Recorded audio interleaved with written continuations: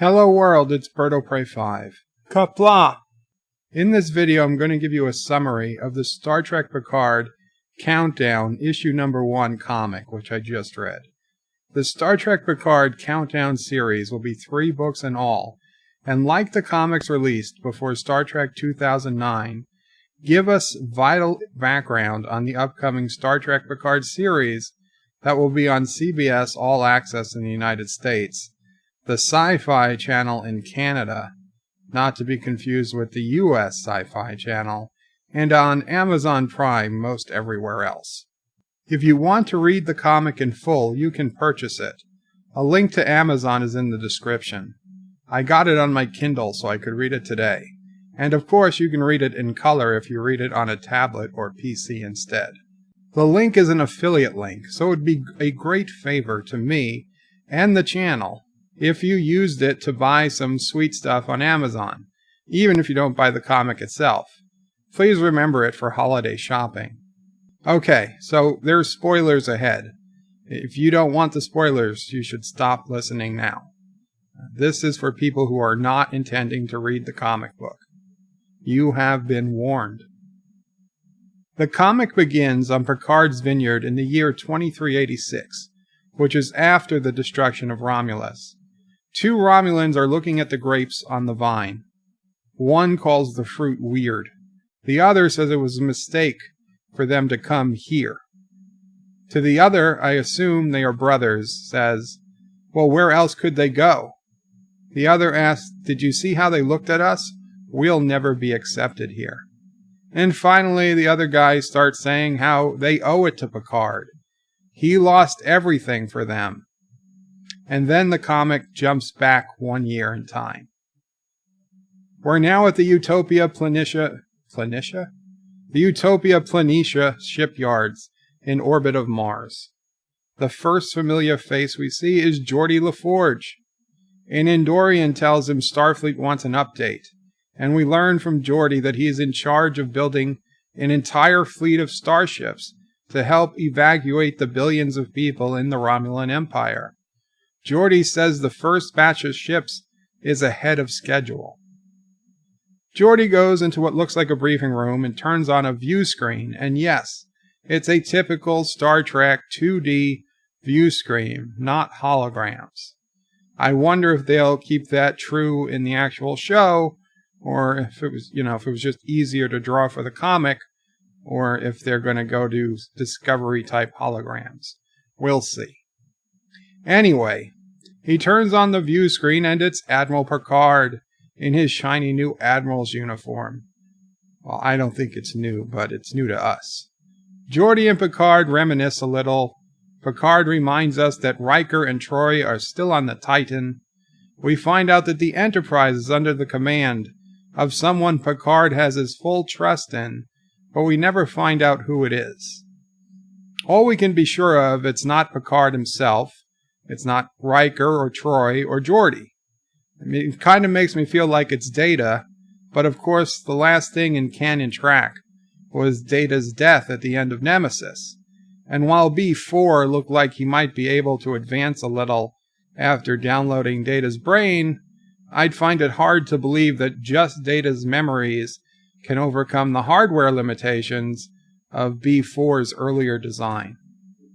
Regardless, we also find out that the scientists believe there is at least 1 year before the star goes supernova, but Picard is worried, and he says like he feels like he's racing against an unseen clock.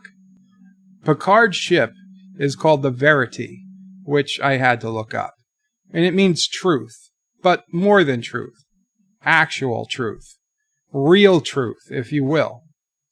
The exact opposite of the lies, deceptions, and games Romulans are still playing despite the clock ticking on their star. We're told that Picard is meeting a lot of resistance among the Romulan government. Despite being on a mission of mercy, many still see the Federation as an enemy. They aren't allowed to scan Romulan planets, and even if they try, which I guess they did, they find that their sensors were being jammed. In short, the Romulans are not making it easy to save them.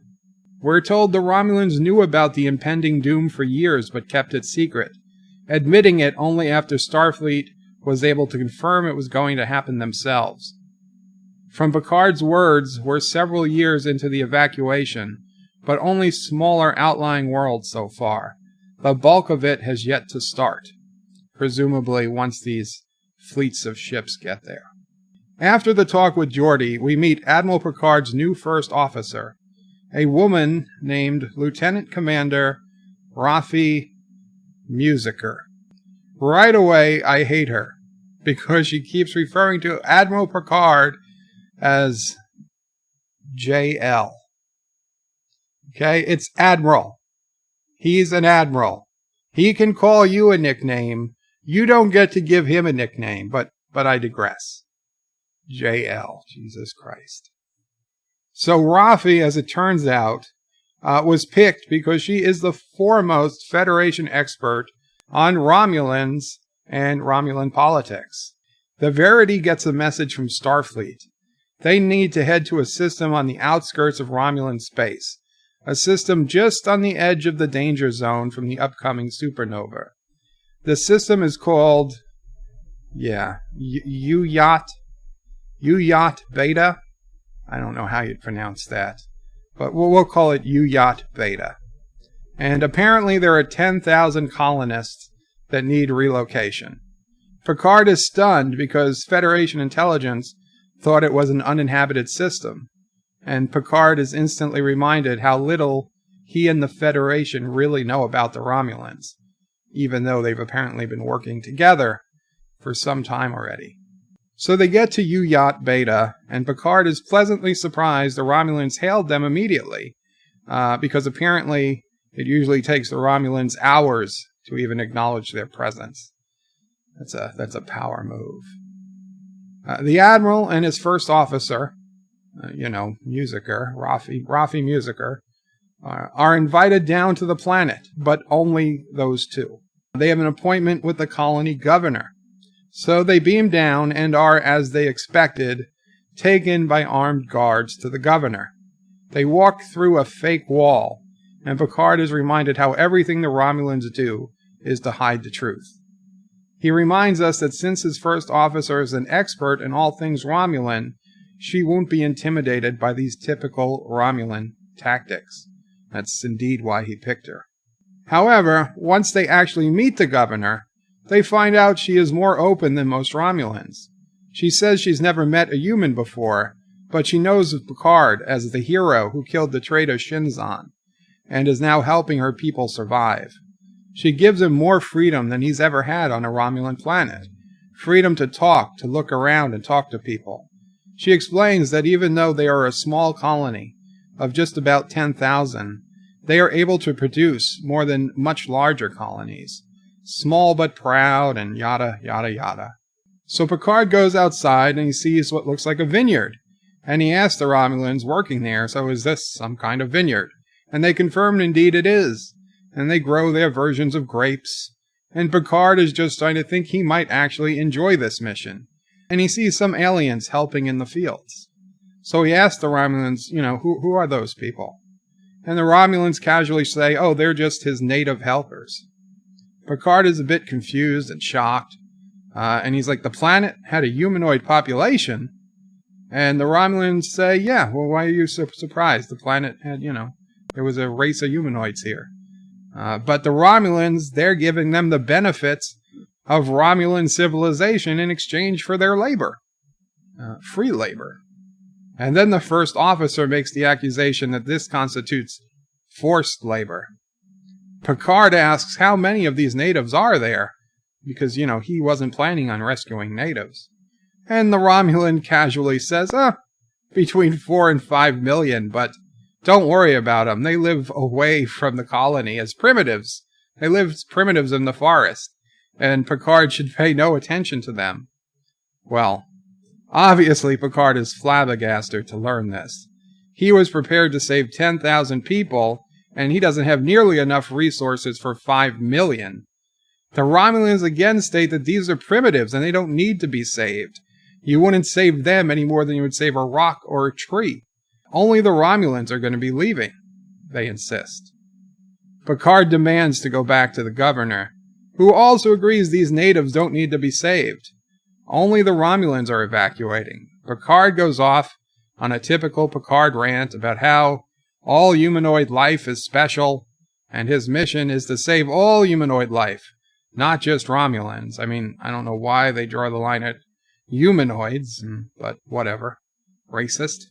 Anyway, it's clear Picard is not going to take just the Romulans without assessing the natives first. And the Romulan governor says, well, that's too bad, because now Picard has no say. She reminds him, Picard has no say in this. He doesn't command over her. And now that he's made his position clear, well, now him and his first officer are prisoners, and the Romulans are just going to have to find some other way of saving themselves. Basically, they make it sound like they're going to take over the Verity somehow. And, Picard and Rafi are just going to have to remain prisoners until they figure a way off the world to save themselves. And that's where the first book ends, with a to be continued. Part 2 is out mid-December. I suppose we should have been a little suspicious, when they said how such a small colony was able to output as much as larger colonies. And slave labor can explain it. I mean, it was pretty clear when you saw these guys working in the fields that this was going to be some type of slave labor situation. But I have to wonder that in a year where there are both humanoid androids and humanoid holograms, and not to mention, more traditional machines that could be doing all this work, likely faster and more efficiently, would physical slave labor still be a thing in so far a future, in a civilization that's at least as advanced as the Federation? It really doesn't make sense. I think it would be more trouble than it's worth to just have machines picking these grapes, or, space grapes, whatever they are. But other than that, I also wanted to take a closer look at Picard's ship, the Verity. As you can see, it is an exact copy of the Odyssey class from Star Trek Online.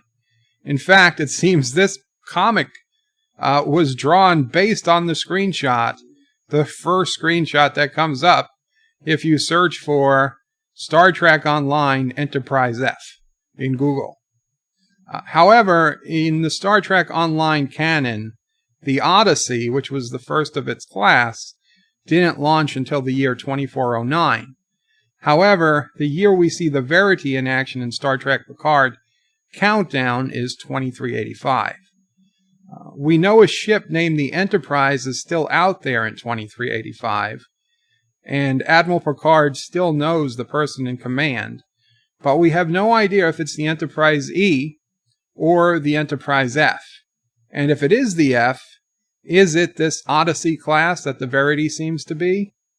I imagine we'll see the Enterprise and its crew in either Countdown number 2 or 3.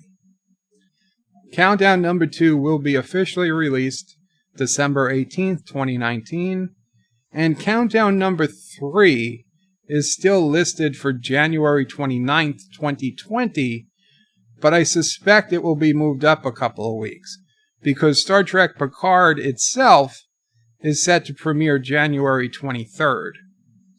Also, we should remember that January 9th, the final short track of the season premieres on CBS All Access, and this short track is itself a prequel to Star Trek Picard. I suspect it takes place prior to the comics, that's prior to 2385, but I can't be sure. Best I can tell, there will be at least 10 years after the end of the comics and the beginning of Star Trek Picard. We were told Star Trek Picard originally was going to start in 2399. I think that date's been adjusted slightly, but it's still before the year 2400. So if it's 10 years, 12 years, I'm not sure. But we've got at least a decade. Anyways, I'm hoping for the best for Star Trek Picard, but as always, we're preparing for the worst. I hope you enjoyed my review and my summary. And please, if you enjoyed it, do remember to subscribe. I'm going to do another review and summary when, Countdown number 2 comes out in December. And if there's any other Picard news or any Star Trek news before that, I, of course, will do a video on that. So have a good rest of your day, and Qapla. Take care. Thank you all for watching my video. Please remember to comment, like, and subscribe. And don't forget to hit that bell icon. Without it, you won't get notifications of new videos. Check out birdofprey5.com, the new home of everything Bird of Prey 5 on the web. You can also check out my forum at juot.net. I'm also on social media, on Facebook, Twitter, and Gab. If you'd like to make a donation, check out paypal.me/birdofprey5 or on birdofprey5.com. Take care.